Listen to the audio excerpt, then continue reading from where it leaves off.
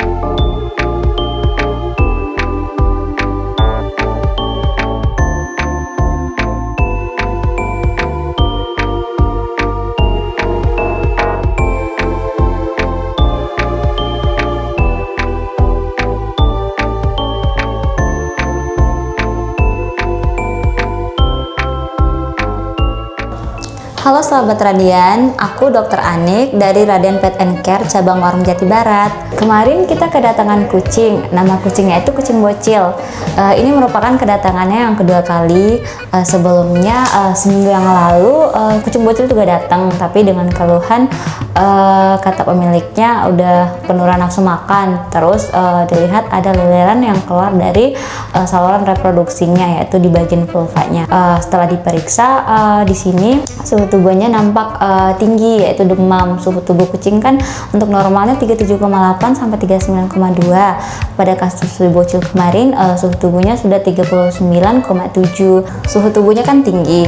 Kalau suhu tubuh tinggi itu biasanya menandakan adanya infeksi atau peradangan pada tubuh. Itu biasanya disebabkan karena adanya infeksi karena virus, bakteri maupun parasit. Untuk kasus si bocil kemarin dilihat berdasarkan gejala klinis yang ada, udah mulai penurunan nafsu makan, terus suhunya udah meningkat, terus adanya leleran yang keluar. Untuk leleran yang keluar itu biasanya diindikasikan Pyometra. Terus kemarin setelah pemeriksaan kita melakukan pemeriksaan penunjang, yaitu untuk meneguhkan diagnosa yang diputuskan. Terus kemudian setelah itu kita melakukan pemeriksaan darah dan melakukan tes USG. Dari hasil darah tersebut, kucing bocil terindikasi mengalami penyakit Pyometra. Pyometra merupakan infeksi rahim yang bisa menyerang semua jenis hewan, khususnya hewan betina. Untuk Pyometra sendiri ada dua, ada Pyometra terbuka dan Pyometra tertutup. Untuk Pyometra terbuka itu ciri-cirinya sama kayak bocil tadi. Terdapatnya leleran yang berwarna kuning keruh sampai hijau yang keluar dari vulvanya. Itu dalam artian untuk Pyometra terbuka itu dapat dilihat secara kasat mata. Kalau yang kedua ada Pyometra tertutup. Untuk Pyometra tertutup gejala klinisnya tidak dapat dilihat, tapi dia silent.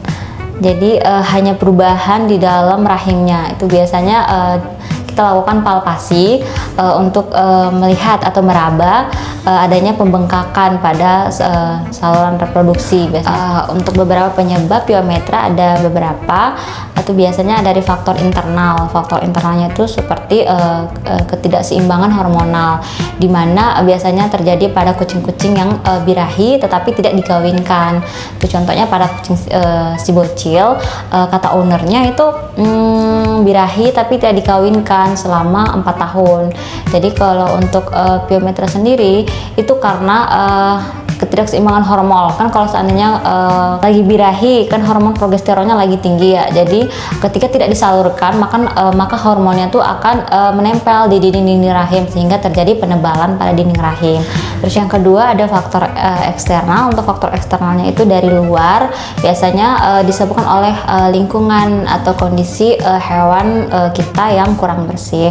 Hewan yang kurang bersih nanti ada bakteri yang masuk melalui saluran reproduksi luar ke dalam sehingga menyebabkan infeksi pada saluran reproduksi. Oke sahabat Radian, untuk pencegahan Pyometra sendiri ada beberapa hal yang harus kita lakukan. Yang pertama bisa dilakukan rutin grooming atau mandi. Kalau misalnya di grooming kan pasti semua area dibersihin, termasuk area reproduksinya.